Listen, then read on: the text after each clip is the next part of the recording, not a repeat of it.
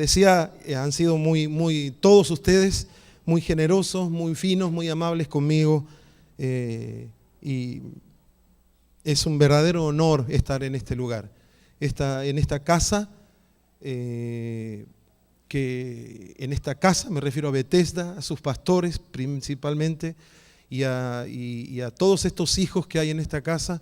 Todos tienen un carisma especial, un amor que yo lo puedo sentir, y yo les agradezco por hacerme sentir tan bien. Ya sabe, desde la primera vez que vine yo sentí esa afinidad con esta casa y ese amor que ustedes tienen, así que qué lindo que sigan cultivando, hermano, ese espíritu afable, amigable.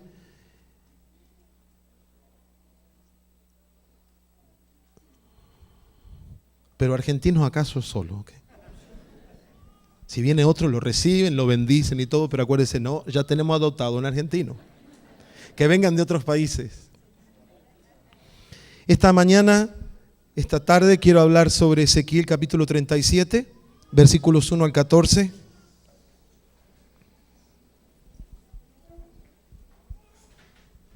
Entró la palabra antes de ser leída, ¿no?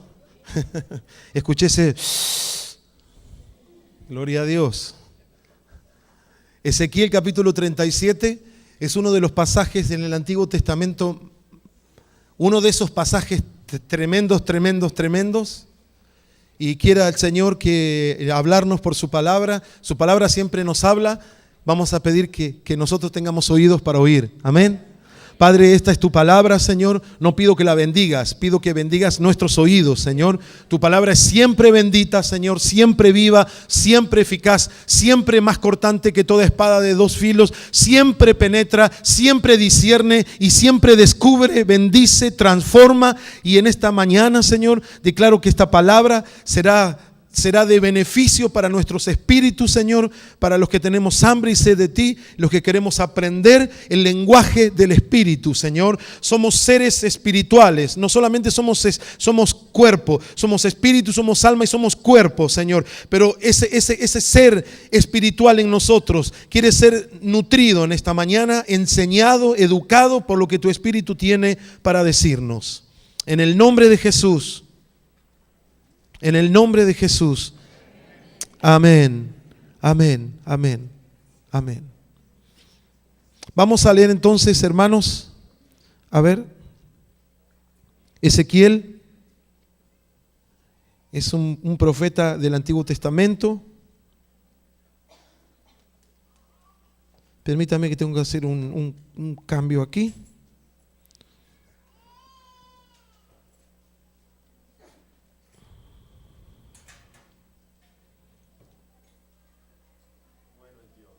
Amén.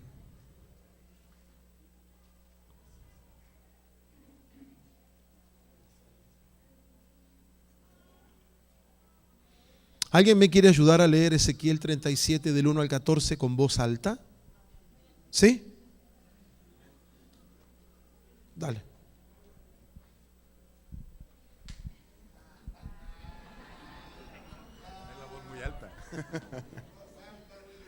La mano de Jehová vino sobre mí y me llevó en el espíritu de Jehová y me puso en medio de un valle que estaba lleno de huesos y me hizo pasar cerca de ellos por todo en derredor. Y he aquí que eran muchísimos sobre la faz del campo y por cierto secos en gran manera. Y me dijo: Hijo de hombre, ¿vivirán estos huesos? Y dije: Señor Jehová, tú lo sabes. Me dijo entonces: profetiza sobre estos huesos y diles: huesos secos, oíd palabra de Jehová.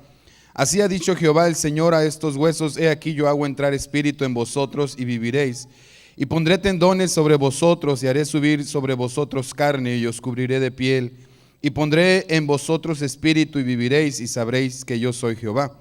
Profeticé pues como me fue mandado y hubo un ruido mientras yo profetizaba.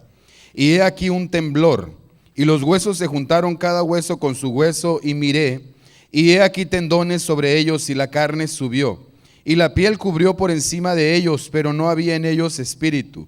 Y me dijo: profetiza al espíritu, profetiza, hijo de hombre, y di al espíritu: así ha dicho Jehová el Señor, espíritu, ven de los cuatro vientos y sopla sobre estos muertos y vivirán. Y profeticé como me había mandado, y entró espíritu en ellos, y vinieron y estuvieron sobre sus pies un ejército grande en extremo. Me dijo luego: hijo de hombre, todos estos huesos son la casa de Israel. He aquí ellos dicen: nuestros huesos se secaron y pereció nuestra esperanza, y somos del todo destruidos. Por tanto, profetiza y diles: así ha dicho Jehová el Señor. He aquí yo abro vuestros sepulcros, pueblo mío, y os haré subir de vuestras sepulturas, y os traeré a la tierra de Israel. Y sabréis que yo soy Jehová, cuando abra vuestros sepulcros y os saque de vuestras sepulturas, pueblo mío. Y pondré mi espíritu en vosotros y viviréis, y os haré reposar sobre vuestra tierra, y sabréis que yo Jehová hablé y lo hice, dice Jehová. Gloria a Dios. ¡Qué palabra! ¡Qué palabra! ¡Oh! Es tan hermoso. Y ahí ese es un pozo que uno lo comienza a excavar y no termina nunca. Pero me dijo el pastor que podría predicar hasta el martes, todo de corrido, por el campamento el miércoles, así que voy a empezar. El versículo 1 dice: la mano de Jehová vino sobre mí y me llevó en el espíritu de Jehová y me puso en medio de un valle que estaba lleno de huesos. Yo digo, la mano de Jehová vino sobre mí. Qué cosa tan maravillosa cuando la mano de Dios viene sobre nosotros. No se parece a ninguna otra mano, no se parece a ninguna otra experiencia. Quien ha experimentado con drogas, quien ha experimentado con alcohol, quien ha experimentado con religiones orientales o maneras de trascender su ser, quien ha experimentado, este mundo trata de calmar la sed y el hambre de Dios con la gente rica comprando y gastando, ¿verdad? Y tratando de anestesiar esa voz de adentro que le grita por necesidad de Dios, ¿verdad? Aquí viene la mano, es la mano de Dios que viene sobre el profeta Ezequiel. Y es algo maravilloso que sucede cuando la mano de Dios viene sobre una persona. Dice: vino la mano y me llevó en el espíritu de Jehová. Y me puso, no Ezequiel, sino Dios lo puso a él en un valle de huesos. Yo digo que Dios lleva en el espíritu a quien se deja llevar. La Biblia, el Nuevo Testamento, nos enseñará a caminar en el Espíritu, a orar en el Espíritu, a andar en el Espíritu, a no satisfacer los deseos de nuestra carne, sino a satisfacer, en otras palabras, los deseos del Espíritu, el hambre que el Espíritu de Dios tiene. Yo a la tarde, con la ayuda del Señor, voy a predicar sobre eso. ¿Qué es lo que el Espíritu Santo anhela en nosotros? Pero no me voy a meter en eso que es para la tarde, eso es para decirle: vuelvo a la tarde. Amén. Una propaganda para mí. No. Entonces, pero Dios lleva en el espíritu a quien se deja llevar, ¿verdad? Dios, a medida que vamos madurando, va afinando nuestro oído, nos va enseñando, aprendemos a discernir su voz y nos enseña. Dios nos enseña a caminar en el espíritu, nos enseña a orar en el espíritu. Sabe que uno hasta puede dar en el espíritu. Es decir, ofrendar, darnos en el Espíritu. El Espíritu no solamente nos enseña a dar, nos enseña a darnos. El Espíritu no solamente nos enseña a dar ofrendas, nos enseña a nosotros ser una ofrenda. Esa es la ofrenda que más Dios quiere en su altar, hermanos. Nosotros. Entonces en nosotros viene nuestro tiempo, nuestra agenda, nuestra billetera. Cuando Dios nos tiene íntegros, enteritos, ¿verdad? Y esta es una característica hermosa de lo que el Espíritu quiere hacer, está haciendo aquí en la vida de Ezequiel. Viene la mano de Dios sobre él y lo empieza a llevar en el Espíritu. Y esto es una experiencia bien interesante, porque Ezequiel es transportado en el Espíritu. Ezequiel no está viendo ese valle literalmente como que si existiera en algún lugar. Eso le está sucediendo en el Espíritu. Y para los ojos, para mirar el mundo natural, basten nuestros ojos naturales. Pero para ver el mundo espiritual, nuestros ojos naturales no nos sirven para nada, ¿verdad?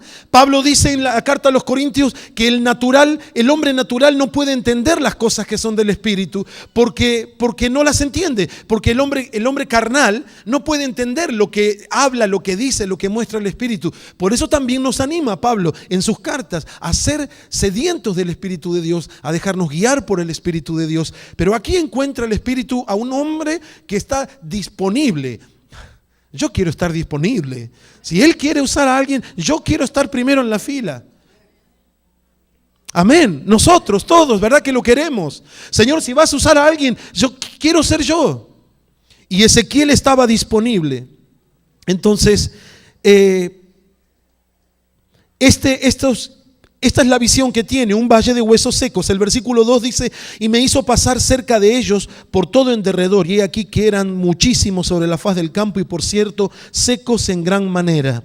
Yo quiero que usted mire, piense, y esto es una descripción tétrica de una película de terror, caminando en un cementerio, pero con todos los cuerpos expuestos. Ahora la carne ya se pudrió y solamente quedan los huesos.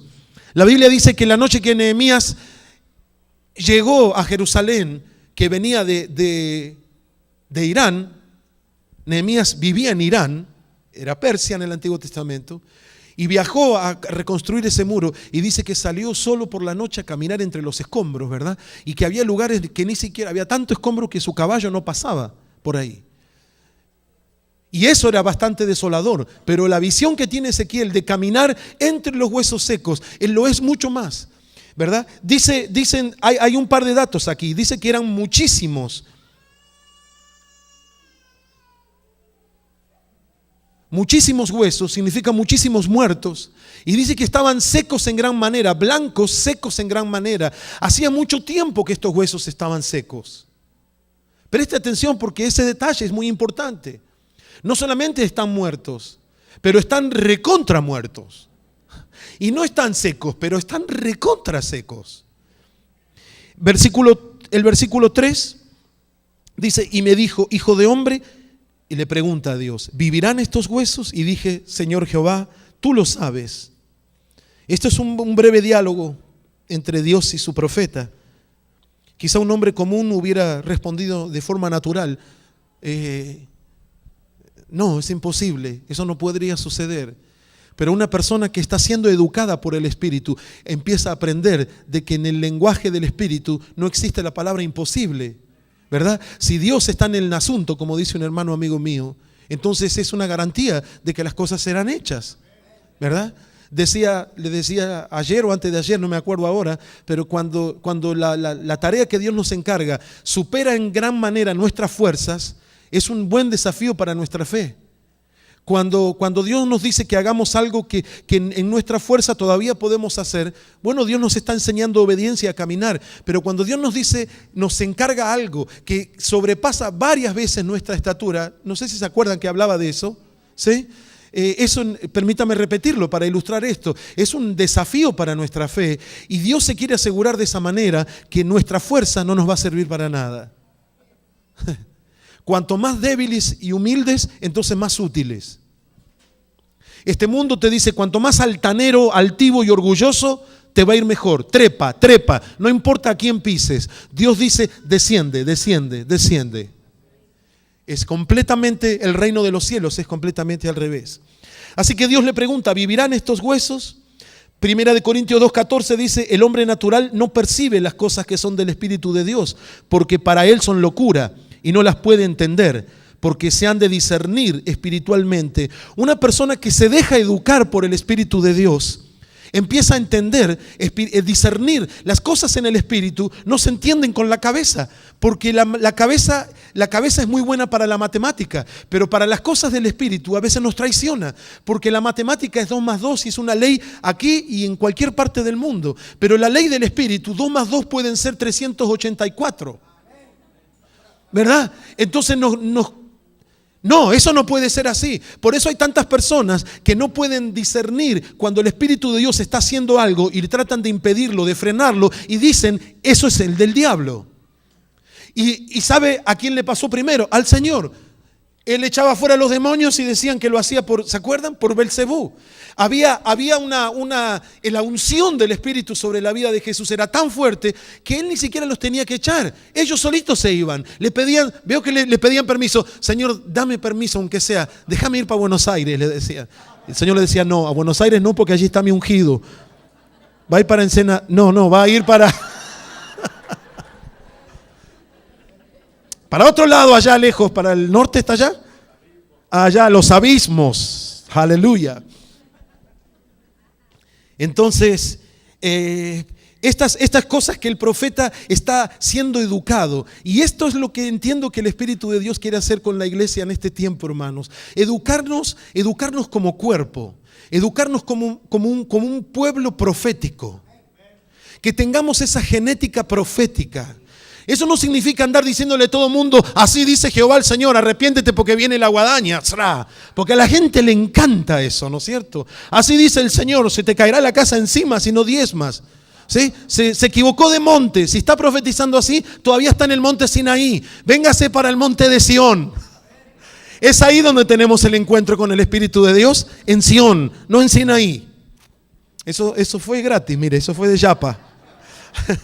Estoy generoso. Ayer también dije algunas cosas gratis. Entonces, cuando Moisés está ahí, uy, qué pasaje tan hermoso, pastor. Cuando justamente hablábamos algo ayer de eso. Él está roto, cansado. Viene el suegro y le dice, mijo, así no va a poder atender a mi hija nunca. Dice, te estás matando. Agarrá 70. Entonces Moisés no fue invento de él, sino del suegro, ¿sí? Pero justo había disponibles 68 de los 70. Así que 68 fueron investidos de poder y todo, y fue una fiesta bárbara. Y hubo dos que no llegaron a la Eldad y Medad. Diga conmigo, Eldad y Medad. Medad. Esos eran los dos, no le ponga así a su sobrino, a su nieto, Eldad, ¿no? Pero estos dos hombres no pudieron llegar a la cita que tenían. Sin embargo, el Espíritu de Dios vino sobre ellos y empezaron a profetizar. Entonces Josué, fíjese, Josué tiernito tenía ese celo de que solamente Moisés podía profetizar y que algunas personas podían profetizar. Entonces va a ser diferente al Josué que veremos luego en la historia. Entonces va y le dice a Moisés, Moisés, la cosa la con tu mamá, Kiko. Eso es lo que hizo Josué. ¿No es cierto? Fue a Moisés y le dijo, mire, Moisés, allá está Carlito y Juanito, vamos a decirlo así, ¿sí? Y están profetizando. Y decime, vamos a impedirle. Ellos no lo pueden hacer, no tienen todavía las credenciales. Entonces Moisés le dijo, cabezón, Gustavito le dijo, ¿cómo quisiera yo que todo el pueblo de Jehová fuera profeta? Eso le muestra el corazón de Moisés. Entre mil cosas que podríamos decir, no tenía miedo que le serrucharan el piso, viejo. Y si a alguien Dios le serrucha el piso, es porque Dios lo quiere en el piso de abajo. Gustavo Rizzo. Porque nadie te puede quitar lo que Dios te da. Entonces, ese era el corazón de Moisés, que el pueblo tuviera ese sentido profético, aunque no fueran profetas como Isaías o Elías, pero que tuvieran ese sentido profético de oír la voz de Dios, entender los tiempos de Dios. Básicamente lo que distingue a un profeta en el Antiguo Testamento no es solamente su mensaje, es que es un hombre.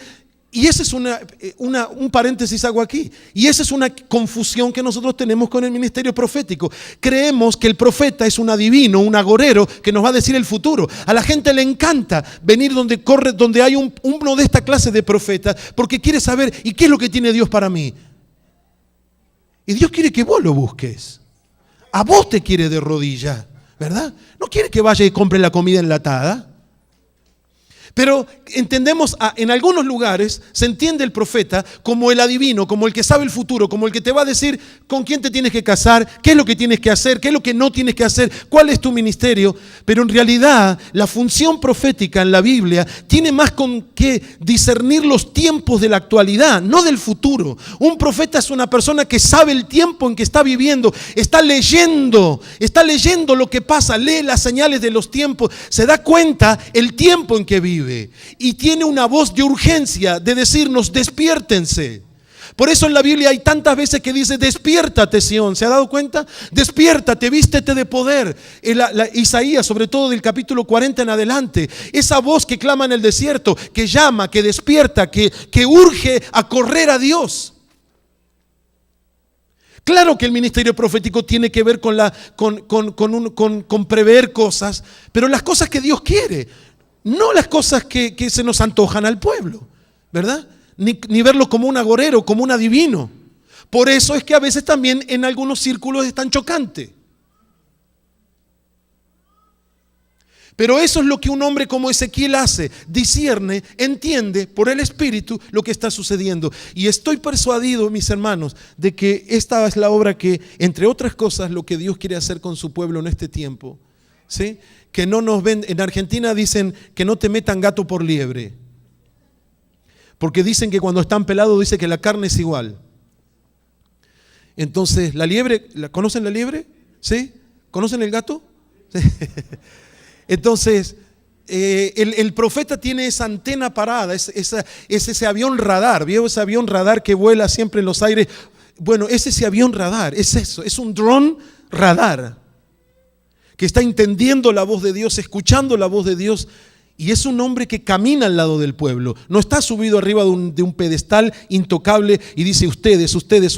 Si se dan cuenta el lenguaje profético en la Biblia, dice nosotros. El profeta se incluye con el pueblo. El profeta peregrina con el pueblo. El profeta llora con el pueblo. Miren el ejemplo de Jeremías solamente. Le bastará para entender todo esto que estoy diciendo. Peregrina con el pueblo, llora por el pueblo, intercede, se quebranta por el pueblo y tiene la posibilidad de ir a Babilonia como un príncipe y dice, no, me voy a quedar con este pueblo.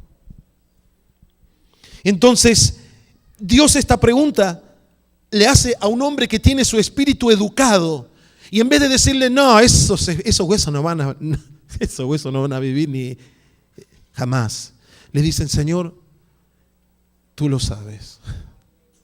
¿Cuánta sabiduría puede haber en eso, no? Porque eso está interpretando el Señor, si tú quieres, esos huesos van a vivir. El versículo 4 me dijo entonces, profetiza sobre estos huesos y dile, huesos secos, oigan palabra de Jehová. ¿Ve? Le dice profetiza, no le dice habla, no le dice dales una clase, no le dice sales de una canción. Le dice profetiza. El acto de profetizar es hablar la palabra de Dios sobre lo que no es para que sea.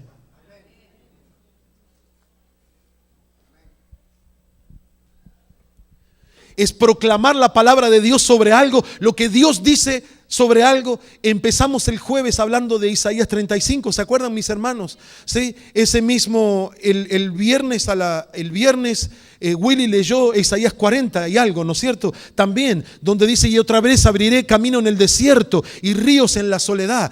Y el profeta tiene que declarar esas palabras cuando el desierto sigue siendo desierto, pero las está diciendo porque Dios las dijo. Entonces, escuchar a Dios y repetir lo que Dios dice, eso es la manera más sana y más franca de profetizar. Escuchar a Dios y repetir lo que Dios dice. ¿Se da cuenta? Siempre vamos a tener siempre va a haber un muro de contención cuando lo hacemos de acuerdo a la palabra.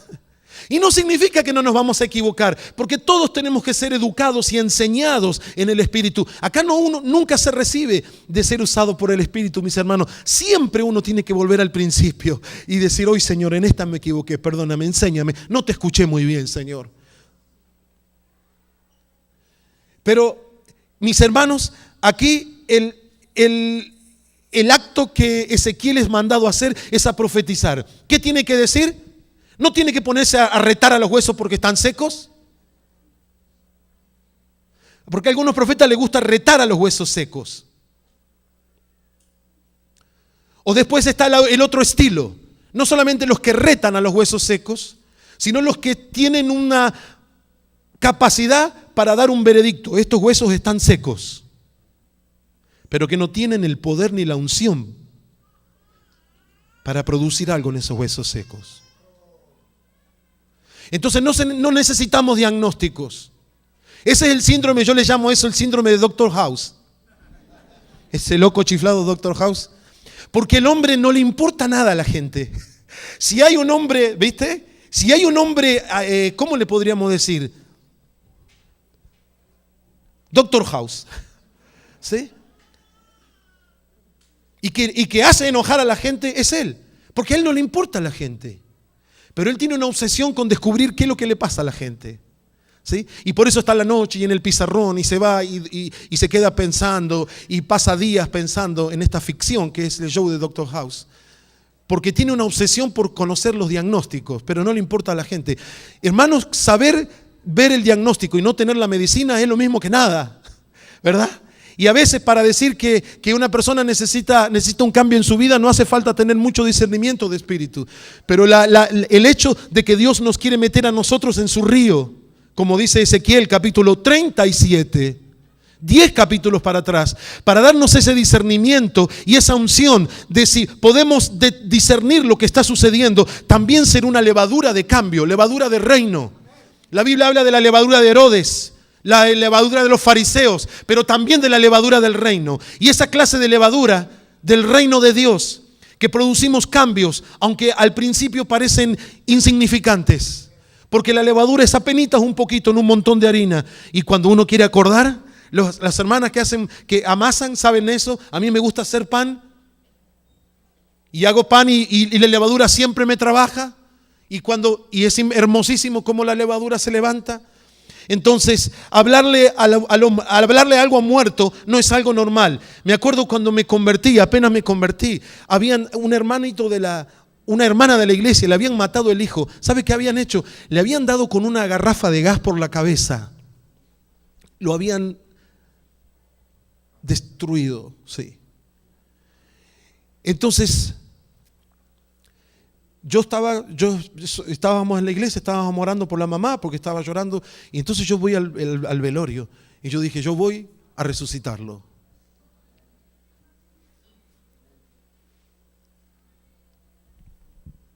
Ahora quedó la tensión. Después les termino de contar. Versículo 5.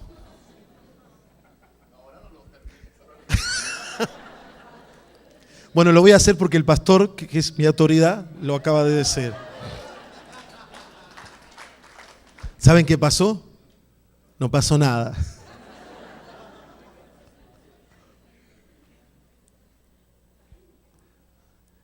Pero oré y rompí esa vergüenza.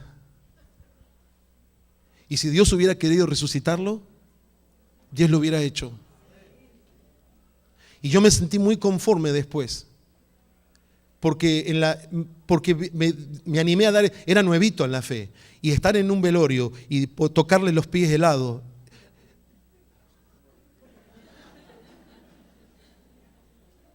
Pero el Señor me enseñó lo que es obedecerle.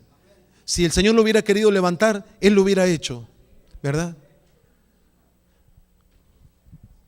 Ya está pastor, ahora puedo seguir. Ustedes estaban esperando que se levantara y todos salimos corriendo, ¿no? Del susto. Bueno, yo no sé, le conté cuando le corté el cogote a la gallina, pero eso no le voy a contar ahora. No le conté eso, ¿no? Ok, entonces vea conmigo, va a la Biblia, no a la gallina. Versículos 5 y 6. Así ha dicho Jehová el Señor. Ya llevamos 27 minutos. A estos huesos, he aquí yo hago entrar espíritu en ustedes y vivirán. Y pondré tendones sobre ustedes, y haré subir sobre ustedes carne, y los cubriré de piel, y pondré en ustedes espíritu y vivirán, y sabrán que yo soy Jehová. Aleluya. Fíjese el versículo 5. Así ha dicho Jehová el Señor, he aquí yo hago entrar espíritu en ustedes. La primera cosa que Dios ve en esos huesos no es que necesitan carne ni tendones, ve que los huesos necesitan el espíritu, porque es el espíritu lo que va a producir todo aquel revuelo. Dice que hubo un ruido bárbaro, ¿no? Lo que sucede allí. Así que es Dios otra vez, no el profeta, quien le habla a los huesos. Dios le comparte cuáles son. Mire qué hermoso, otra vez, estar en el secreto con Dios. Jeremías 23 habla de esta idea, estar en el secreto. Habla de los falsos profetas y dice, los falsos profetas hablan tonterías, hablan cosas que Dios nunca dijo. ¿Saben por qué hablan eso? Porque no estuvieron en el secreto. Híjole. No estuvieron en el secreto con Dios, no escucharon su corazón, no saben lo que el corazón de Dios quiere. Entonces Jeremías estaba en el secreto con Dios, podía interpretar el corazón de Dios. Entonces aquí esto no es una idea de Ezequiel, mis hermanos, aquí es Dios compartiendo su corazón con Ezequiel. Entonces aquí dice, Ezequiel solo presta su boca y su espíritu para obedecer lo que Dios está diciendo. Vivirán después de que hayan recibido el espíritu, no la carne. No los tendones y la piel, sino el espíritu va a hacer que estos huesos vivan. Eso es lo que Dios le dice aquí. Ezequiel ve todavía una obra que no comienza. Dios le habla de una obra terminada. Dios le dice, esos huesos van a vivir. Y Ezequiel lo que está viendo es un desierto de huesos secos. Así que hay dos opciones. O quedamos con la visión de muerte, desolación, o le creemos a Dios. Y siempre es buen negocio creerle a Dios, hermanos. ¿Verdad? Y ese desierto de huesos puede ser tantas cosas de nuestra vida, desde nuestras finanzas, nuestra relación espiritual con el Señor, nuestra obediencia, nuestra consagración. ¿Habrá entre nosotros personas que están brillando menos de lo que brillaban el año pasado?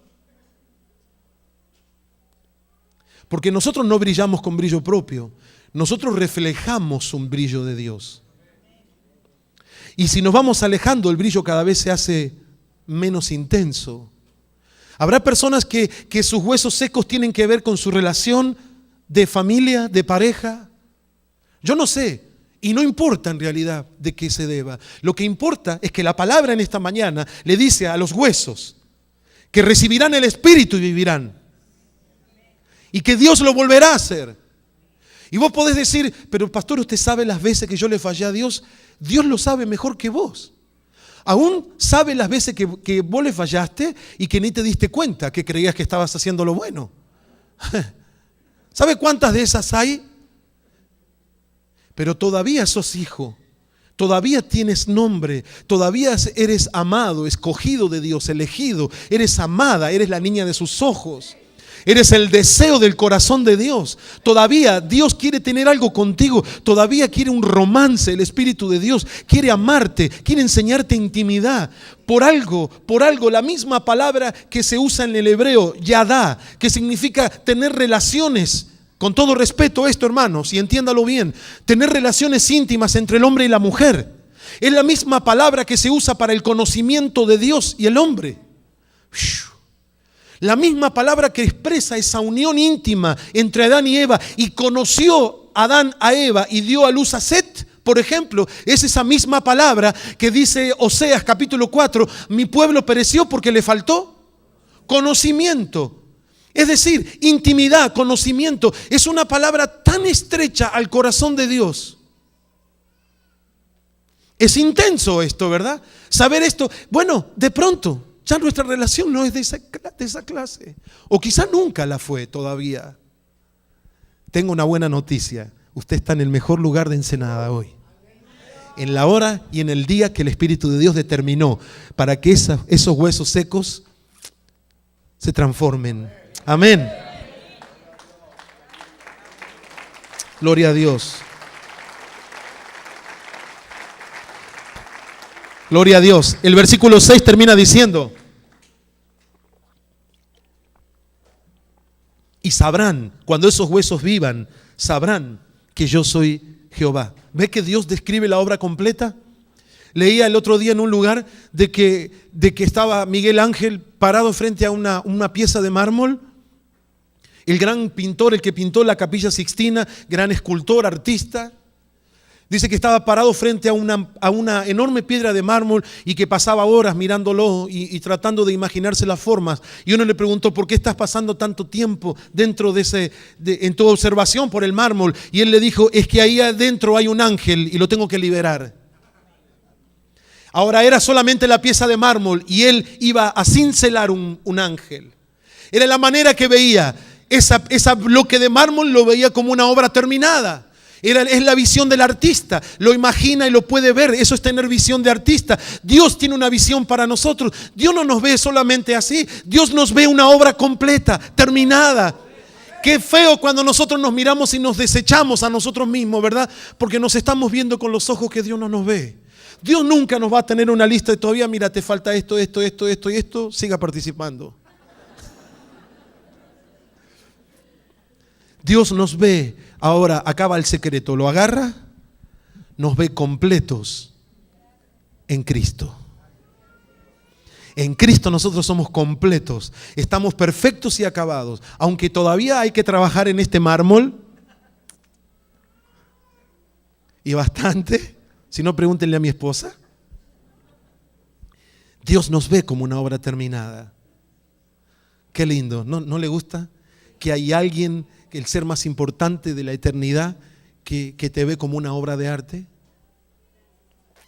Amén. Gloria a Dios. Gloria a Dios. Gloria a Dios.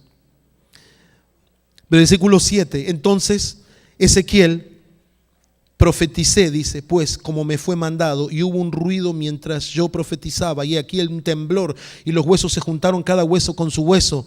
Uy, qué espectáculo habrá sido eso.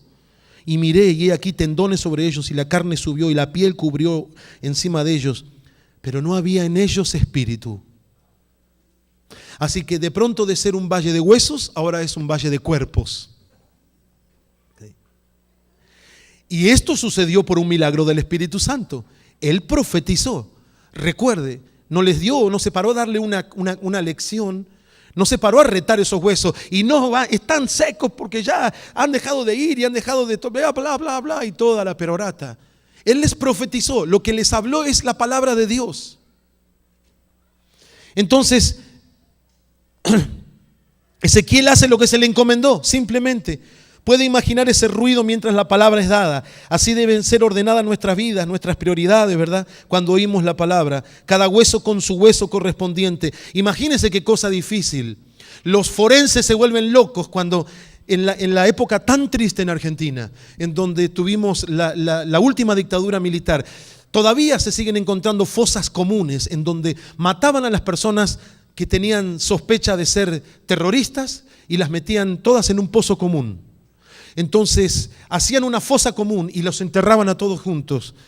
Cada vez que se encuentra una de esas fosas es un problema para identificarlos, los cadáveres, porque todos esos cadáveres que quedaron apilados, ¿verdad?, por años, su carne se descompuso y quedaron sus huesos. Se desarmaron esos esqueletos y todos esos huesos se mezclaron, hueso con hueso. Así que la obra es enorme. Hay dos actividades, mejor dicho, dos grupos muy fuertes en Argentina. Uno se llama las Madres de Plaza de Mayo. Son las mujeres que buscan a sus hijos todavía desaparecidos por la dictadura militar. Y está otro grupo, las Abuelas de Plaza de Mayo. Y ambas se distinguen porque usan un pañuelo blanco en la cabeza, así, un pañuelo de mujer, ¿verdad? Y tanto las madres como las abuelas, cada vez que descubren una fosa común, ahora por el ADN y todo eso, pueden llegar a decisiones más rápidas, ¿verdad? Pero siempre es un gran problema. Las Abuelas de Plaza de Mayo ya recuperaron más de 100 nietos niños que los militares robaban, mataban a sus padres y ellos tomaban los niños. Entonces, gracias por el ADN, ¿verdad? Pero cuando el hueso está apilado con el hueso, es muy difícil determinar a quién pertenece cada parte del hueso. Entonces no saben qué osamenta es de quién. Y cuántos son huesos de acá y son de otro cuerpo. Y cuántas mujeres, cuántos varones. Pero aquí todos estos huesos empiezan a tomar su lugar perfectamente. Y eso es como la ilustración que Pablo dice del cuerpo en el Nuevo Testamento, ¿verdad? Que cada miembro bien concertado entre sí, ¿sí?, servimos al cuerpo de Cristo, cada uno en su lugar. El brazo, ¿verdad?, no le puede decir a la cabeza o a los dedos, yo soy más importante que vos, sino que cada parte del cuerpo es útil en la visión del reino. Amén. Tú eres útil. ¿Qué le puedo dar yo al Señor? ¿Qué puedo hacer para el Señor? Hay algo que puedes hacer. Y lo más importante, que siempre es gratis, que lo que puedes hacer por el cuerpo de Cristo es orar. Entre otras cosas, ¿no es cierto? No hay una persona tan pobre que no tenga nada para dar. Puedes darle tu tiempo al Señor, a la madrugada, a la tarde, a la noche, ¿verdad? Interceder. Gracias a los hermanos que van a orar por nuestro ministerio de misiones. Porque a veces yo estoy en lugares bastante peligrosos, como le contaba a Michoacán. A veces en el Amazonas, esos botecitos, pasamos por lugares donde hay pirañas, están ahí en el agua, hay mantarrayas, hay anacondas. Y yo no sé nadar. Hermano, yo no puedo flotar. Debo estar pinchado, me hundo. Entonces son lugares peligrosos. Y gracias por orar por eso. Usted puede hacer algo por la obra del Señor. Acérquese a los pastores. ¿Qué puedo hacer? ¿En qué manera puedo servir? Qué bueno que un grupo grande de esta congregación va al campamento. Los tengo todos registrados ya en la foto. Y van a servir. Es decir, no solamente vamos a recibir, sino vamos a apoyar a nuestros pastores, el staff que va, que el Señor los bendiga. Amén, que nos dé una unción extraordinaria para poder ministrar, ¿verdad? Yo creo que la época de los 2 testigos que dice Apocalipsis 11 es una época que va a venir en el futuro, pero eso es una época simbólica de lo que el Espíritu de Dios quiere para esta iglesia, para este tiempo. No de dos, sino de la iglesia de Cristo en todo el mundo, con una unción extraordinaria. Porque esos 2 testigos tienen una unción extraordinaria. Por eso algunos dicen, no, es Moisés, otros dicen es Elías. No dice si es Moisés o es Elías, pero lo que dicen es que sí, tienen una vida en el Espíritu tan tremenda que esos hombres van a hacer la obra de Dios, y cuando terminan de hacer la obra de Dios van a morir y luego Dios los va a resucitar. Y creo en ese tiempo de la iglesia, anhelo para mi vida, para nuestra congregación y en cada lugar donde voy, cada lugar que el Señor me permite ministrar. Creer en esa unción extraordinaria, en esa unción que sobrepasa toda capacidad de entender. Una unción que se recibe por la fe, pero que no se puede entender y que no se puede explicar. Si podemos explicarla, entonces ya la empezamos a codificar y a legalizar. Y le ponemos horario. Y le ponemos márgenes. Y dice, ¿cómo vas a poder contener el río del Espíritu en tu pobre lago? Creo que viene ese tiempo, hermanos. Y esta es una iglesia hambrienta del Espíritu. ¿Sabe por qué? Porque sus pastores lo son. Por eso son hambrientos del Espíritu. Así que yo me temo que quizás más de alguno de nosotros en todas partes del mundo, lo que más hemos llegado a tener cuando vimos un campo de huesos es un cuerpo de tendones y de cuerpos, pero que todavía no tienen el sentido, todavía no tienen dirección, solamente cuerpo. El Nuevo Testamento enseñará que hay el hombre psíquicos, el hombre sárquicos y el hombre neumáticos. Son las palabras para decir el hombre natural, el hombre psíquico, el hombre sárquico, que es el hombre carnal, y el neumático, que es el hombre, así como el neumático del auto, ¿sí? Porque el neuma significa espíritu, significa aire, significa viento. Así que la palabra neumático, que está llena de ¿qué? De aire, ¿sí? Lo que Dios nos quiere, neumáticos, llenos del Espíritu, ¿verdad? Para que echemos a rodar sus proyectos. Así que esto es lo que el Espíritu Santo está haciendo aquí. Leemos versículo 8 y dice 9, perdón. Ya voy a llegar al final. Y me dijo, profetiza al Espíritu ahora. ¡Ja! Profetiza, hijo de hombre, y di al Espíritu, así ha dicho Jehová el Señor, Espíritu, ven de los 4 vientos y sopla sobre estos muertos y vivirán. Y profeticé como me había mandado, y entró espíritus en ellos y vivieron, y estuvieron sobre sus pies un ejército grande en extremo. Uy, Señor. Mire lo que dice. Profetiza al Espíritu, profetiza, hijo de hombre. Y ven de los 4 vientos. Es como un juego de palabras, porque viento y espíritu también en hebreo es la misma palabra, ruaj, es la misma cosa. Dile que vengan de los 4, que venga el ruaj de los 4 ruaj. Mire, como un juego de palabras, pero para recalcar, poner en relieve la importancia que tiene la vida en el Espíritu. Y que un cuerpo, por más formado y más bonito que sea, a menos que el Espíritu esté en él, todavía es un cuerpo muerto. Y es lo que el Señor hace con nosotros cuando nos resucita, cuando venimos a Él. Hay un área de nuestra vida que está muerta, ¿verdad? Es el Espíritu es el área que no la podemos ver, no la podemos tocar, pero que es nuestro medio de comunicación con Dios. Dios se comunica con nosotros por el Espíritu y a nuestro espíritu. Y sin el Espíritu es como que Dios nos pone, cuando nacemos de nuevo, es como que Dios nos pone el chip para poder, ahora nos puede encontrar. Para que nosotros agarremos la señal del Espíritu. Es como nos pone el GPS. ¿Se da cuenta? Para que agarremos la señal del Espíritu y podamos ser guiados por el Espíritu de Dios en todas las cosas. Los que son guiados por el Espíritu de Dios, estos son hijos de Dios. Y ser guiados por el Espíritu de Dios, ¿usted se cree que es vivir en el monte echando fuego? Es tener una vida normal, una vida ordinaria, pero caminarla con un Dios extraordinario todos los días. Es estar cerca del fuego, hermanos. Dice aquí profeticé como se me había mandado, y entró el Espíritu, y vivieron, y estuvieron sobre sus pies. Y mire, ¿qué es lo que se forma? ¿Qué es lo que se forma? Un ejército. Un ejército. Y me encanta esto. Me encanta esto. Que se forme un ejército. Y dice el versículo 12: he aquí, yo abro sus sepulcros, pueblo mío, y los haré subir de vuestras sepulturas, y os traeré a la tierra de Israel. Y sabréis que yo soy Jehová, cuando abra vuestros sepulcros y os saque de vuestras sepulturas, pueblo mío. Y pondré mi espíritu en vosotros y viviréis, y os haré reposar sobre vuestra tierra. Y sabréis que yo, Jehová, hablé y lo hice, dice Jehová. Qué interesante que cuando empieza este capítulo, Dios le dice: profetiza al espíritu para que vuelvan estos huesos. Entonces Ezequiel empieza a profetizar, pero lo que primero se forman son los tendones, la carne, y los tendones y la piel.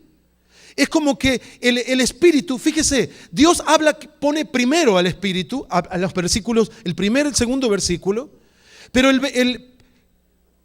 la obra de resurrección comienza no porque el espíritu viene primero, sino porque el cuerpo se va formando primero. Y esta es una gran enseñanza de que el Espíritu Santo nos anhela celosamente a nosotros y que nos necesita. Dios no manda ángeles a predicar el evangelio. Dios no manda ángeles a hacer la obra de Dios, ni aquí en Ensenada, ni en los parques, ni en el Amazonas, ni en ningún lado. Entonces, el Espíritu de Dios necesita esta carne para que sea el vehículo. ¿Se da cuenta? Vea que a veces decimos: somos sus pies, somos sus manos, somos sus ojos. Bueno, y realmente, créalo porque lo es. Ustedes, nosotros, somos los pies de Jesús. Somos las manos de Él. Cuando acariciamos, es Él que acaricia. Cuando perdonamos, es Él quien perdona. Cuando amamos, cuando bendecimos, lo hacemos todo por Él, a través de Él. Entonces, Dios le dice que le hable al Espíritu, pero lo que primero se forma es la carne. Y cuando el cuerpo está listo, entonces el Espíritu viene sobre el cuerpo para vivificarlo y para hacerlo un gran ejército. Y voy a terminar con esto, mis hermanos. ¿Por qué será que Dios ve a ese montón de huesos como un ejército? Y hay algunos principios quizá que nos puedan servir. Un ejército, primera cosa, un ejército entiende su misión. En la Biblia hay mucho lenguaje bélico. Pablo utiliza mucho lenguaje bélico. El luchador que lucha, no lucha, ¿verdad? Uno de los pasajes más descriptivos de la lucha espiritual es Efesios 6, ¿verdad? ¿Y qué describe? Una armadura de guerra, es un soldado. Hoy sería un SEAL, ¿verdad? De un marín que tiene esto, tiene su misil, tiene... Yo me acuerdo en la guerra de Malvinas contra Inglaterra, nuestros soldaditos argentinos tenían unas armas que tiraban 5 o 6 tiros seguidos y se recalentaban y se torcían, eran armas viejas. Los ingleses llegaron con ropa térmica, equipo infrarrojo, unas armas, ¿sabe qué? Nos aplastaron, porque íbamos a la guerra prácticamente con esa potencia, con el imperio, de una manera primitiva. Entre las armas que teníamos y una piedra y una honda, quizá no habría mucha diferencia. Por eso fuimos vencidos y avergonzados. Pero que lo que quiero decirle aquí, un ejército primero entiende orden, porque la Biblia nos habla de un lenguaje de guerra, desde los comienzos, ¿verdad? Hasta el final, lea el Apocalipsis y hay conflictos. Entonces, en una guerra, los soldados necesitan ser disciplinados. La primera cosa que creo, por lo cual que este ejército que se resucita es un ejército, de hecho, valga la redundancia, es porque necesitan tener disciplina de soldados en época de guerra. Los soldados en una época de guerra, cuando traicionan su patria, cuando no responden a la manera que tienen que responder bajo las órdenes de sus comandantes, son fusilados. O son hechos consejos de guerra. En otros, de acuerdo a la constitución de cada país, en algunos lugares son fusilados, en otros lugares van a la cárcel muchos años, porque son desertores. El ejército necesita tener una cadena de mando que perfectamente sea ordenada. Entonces, el soldado tiene que obedecer al cabo al sargento, al capitán, al teniente, al general, al mayor. Yo trabajé en la Fuerza Aérea cuando era jovencito, poquitos años atrás. en un restaurante de un hotel de la Fuerza Aérea en Argentina, y ahí venía el mayor. Y yo sé por qué el Señor me había puesto en ese hotel. Un día le conté mi testimonio, estaba el mayor, había un comodoro, estaban todos ahí y les pude contar mi testimonio. A los 2 o 3 días me fui de ahí, estaba un mes trabajando solamente ahí. Pero yo sé lo que es cuando entraba el mayor a la cocina, porque al mayor se le servían, no comía en el comedor. Mi mamá era la mejor cocinera que existió en el mundo.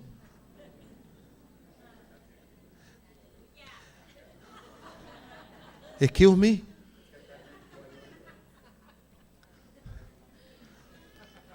Entonces imagínense cuando me casé con mi esposa. Ay, Señor. Si me estás viendo, mamita, eso se lo voy a contar otra vez. ¿Qué le quería decir? El mayor, cuando entraba el mayor en la cocina, había un cabo que siempre venía a comer, entraba por atrás, mi mamá le daba un sándwich, una cosita así, una torta, como le dicen ustedes. Nosotros le decimos sándwich y la torta para nosotros es un cake. Ya algunas veces hablé de esas cosas y ustedes se rieron de mí, por eso ahora no lo digo. Y dije polleras también. Entonces, pero cuando el mayor entraba a la cocina, el cabo quedaba tieso. Yo era un civil. Yo lo respetaba, por supuesto, pero los que eran bajo el mando los que eran soldados y estaban ahí, tiene que ver cómo se ponían. Porque entraba el mayor, era el encargado de la colonia, ahí de vacaciones, de la Fuerza Aérea. Un ejército es capaz de moverse y de mover todos sus mecanismos porque hay sumisión a la autoridad. Cuando pierdes sumisión a la autoridad, no importa cuán buen soldado y cuán buena puntería tienes, no sirves para pelear esa guerra. Así que puede haber un hueso seco aquí esta mañana. Tengo mi hueso de la sumisión seco. Del orden de la autoridad lo tengo seco. Estoy haciendo lo que se me da la gana hacer. Vivo mi vida como el libro de los jueces. 4 veces el libro de los jueces dice. Y la gente en ese tiempo, yo se lo digo así en argentino, no se sujetaba a nadie. Hacía lo que bien le parecía. Y cuando usted lee eso, capítulo 17, 18, 19 y 20 del libro de Jueces, en cada uno de esos capítulos dice este versículo, ve las atrocidades más grandes en la historia del pueblo de Israel.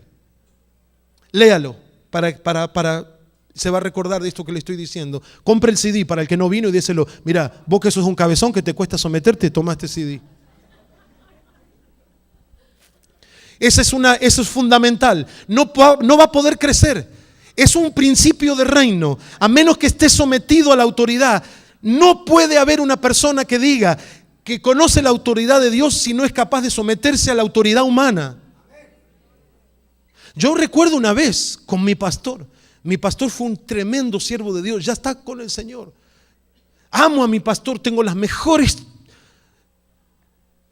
recuerdos con mi pastor, pero una vez me acuerdo que había un campamento en la iglesia, habían traído a un predicador que era, el Señor lo estaba usando mucho, y el pastor no había suspendido el culto, hermanos. Entonces, justo ese sábado que iba a predicar este predicador en el campamento, había culto en la iglesia, y había un grupo de alabanza en la iglesia del cual yo era el líder.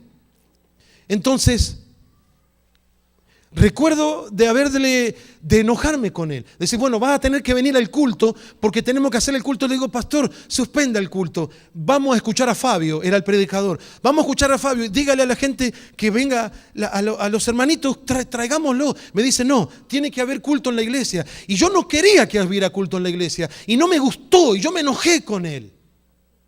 Pero fui. Y tenía mi guitarra que tenía 4 cuerdas. Y yo no le quería decir a él, pero pastor, mi guitarra tiene 4 cuerdas, porque lo iba a tomar como una excusa. Pero era la verdad. Se me habían cortado 2 cuerdas, vivía en un pueblo pequeño, no había dónde comprar. Es una cosa, parece irrisoria, pero no había dónde comprar cuerdas de guitarra. Los guitarristas pueden entenderme. Y me faltaban 2 cuerdas. Y yo, si ahora le digo que me faltan 2 cuerdas, va a pensar que es una excusa. Así que me acuerdo, con tanta rabia, enojado con él, no tiene visión, porque eso es lo que piensa uno cuando piensa que uno tiene más visión que su pastor. Esto es lo que pasa en Argentina, ¿no? Gracias a Dios. Y de mala gana, porque tengo que reconocer que fue de mala gana, fue regañadiente. Me paré, dirigí la alabanza. Y entre medio de la alabanza el Señor me empezó a trabajar adentro mío. No podía parar de llorar. No sé cómo dirigí la alabanza, con 4 cuerdas, una guitarra eléctrica sonando con 4 cuerdas. Era horrible como sonaría, ni me acuerdo eso, pero sí me acuerdo la lección que el Espíritu de Dios me dio.